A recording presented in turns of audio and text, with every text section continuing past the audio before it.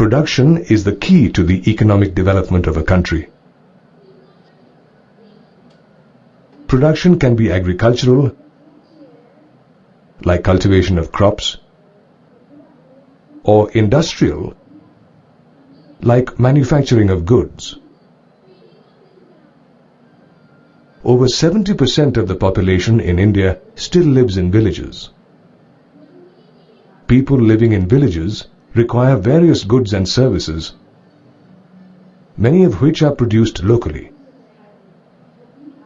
Thus, a village is a good place to understand various concepts related to production. We have chosen Palampur as the place to study production. Palampur could be in any part of India, from Jammu and Kashmir to Kerala, Gujarat or Assam. This imaginary place called Palampur represents a small village in India. Palampur is pretty well connected by road. A 3-kilometer-long all-weather road connects Palampur to a bigger neighboring village called RANJAN. From RANJAN, the same road continues to the nearest town of Shahpur. If you travel on the road from Shahpur to Palampur, you will find an amazing mix of transport. Dongas, bullock carts, bogies, motorcycles, jeeps, trucks and tractors are all used to transport people and goods on this road. Palampur is a small village inhabited by about 450 families. As in most villages in India, people in Palampur belong to many different castes. The 80 upper caste families in Palampur have pakka houses made of brick and cement plaster. If you visit them, you will find that some of these houses are quite large. The Dalits account for about 1/3 of the total population of Palampur. They live in a corner of the village in small houses made of mud and straw. Palampur is one of the increasing number of villages in India that have electricity. Most houses in Palampur have electricity connections. Electricity is also used to run tube wells in the fields and support local businesses.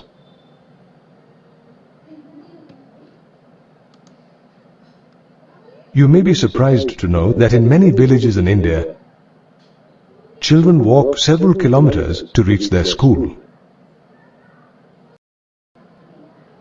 We use a number of goods and services every day.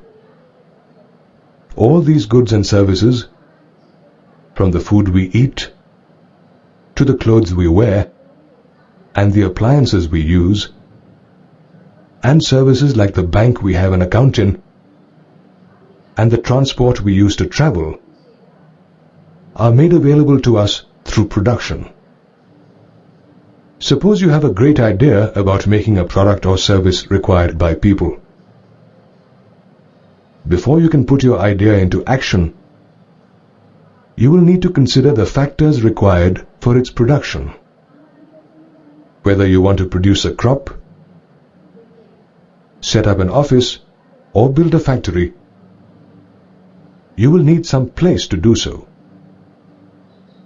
Thus, the first requirement for production is land. Land as a production factor also includes other natural resources like water, forests, and minerals found in the earth's crust. The second requirement for production is labor or workforce. These are the people who do the different tasks involved in production. As is clear from the pictures, some tasks require hard manual labor,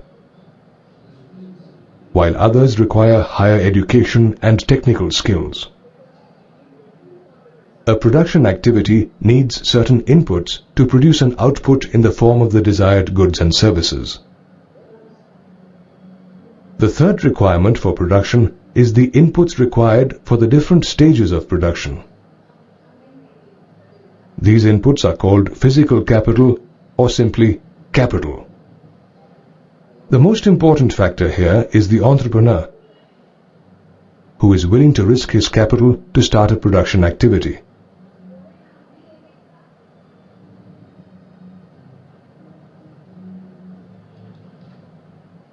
Physical capital includes inputs like machinery and tools, money and raw material required for production.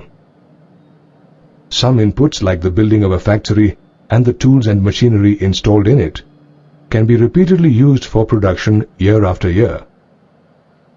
They do not get used up in production. Such inputs are called fixed capital. Note that fixed capital can vary from a simple plough used by a farmer to a sophisticated laptop computer. Inputs like raw material and the money used for buying it, paying electricity bills and the wages of workers, etc., get used up in the production activity. As is the case in most Indian villages, the main production activity in Palampur is farming. Around 75% of the working population in Palampur is engaged in farming. These include farmers and farm laborers. The welfare of the farming community is directly dependent on farm production. The more the production, the happier the farmers and farm laborers. So, how do we increase farm production? Well, there are two ways of doing it. One way to increase farm production is to increase the land area under cultivation. The other way to increase farm production is to adopt methods that allow you to grow more crops on the same land. Let us explore both these possibilities. Let us start with the possibility of increasing the land resource for cultivation. Land is a limited resource. We require land not just to grow crops, but to build houses, industries, public spaces, schools and hospitals, etc. Thus, it is difficult to increase the land area under cultivation. The only way to increase land under cultivation is to convert wastelands into cultivable land. However, wasteland is also limited, so this method can only increase the farmland marginally. What is true for Palampur is largely true for the whole of India. Observe in this graph how total land under cultivation in India increased only marginally between 1950 and 1970. Between 1970 and 2000, the land area under cultivation remained unchanged. Note that the land area in the table is mentioned in million hectares.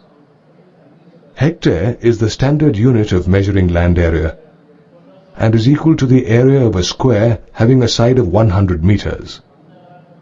Thus, 1 hectare is equal to 10,000 square meters.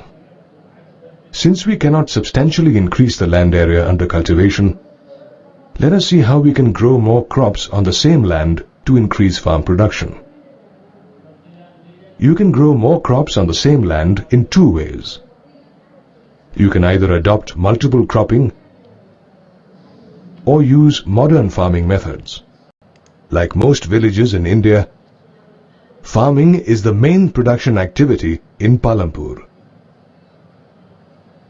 However, 1/4 of the population of Palampur is engaged in non-farming activities like shopkeeping, dairying, manufacturing, and transport. Let us learn more about these activities. The moment you get down at Palampur bus stop, you will see small eatery shops and tea stalls set up by people in open spaces outside their houses. Further into the village, you will find some shopkeepers who buy goods from wholesalers in Shahpur and sell them in Palampur.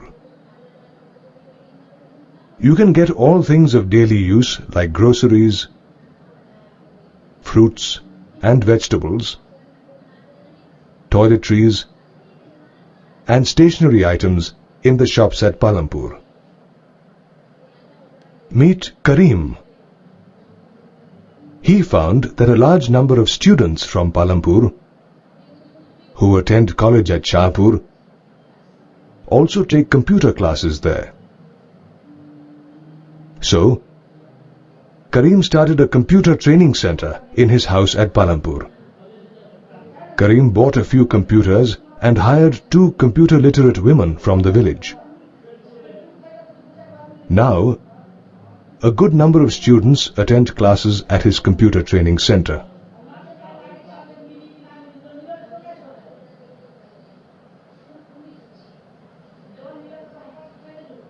Let us move on to dairy. Several people in Palampur are engaged in dairy activities. Buffaloes in these dairies are fed jawar and bajra grown in Palampur itself. Milk from the dairies in Palampur is transported daily to Raiganj. Some traders from Shahpur have set up collection centers and chilling plants at Raiganj, from where milk is supplied to other towns and cities. Now let us look at manufacturing. When we talk about manufacturing, we immediately think of large factories and production plants in industrial towns and cities. However, in villages like Palampur, manufacturing happens at a much smaller scale, using simple and often traditional methods. Several families in Palampur are engaged in small-scale manufacturing activities like making handicrafts, weaving cloth and baskets, and making candles. All members of the family contribute to the manufacturing activity, and outside labor is rarely hired.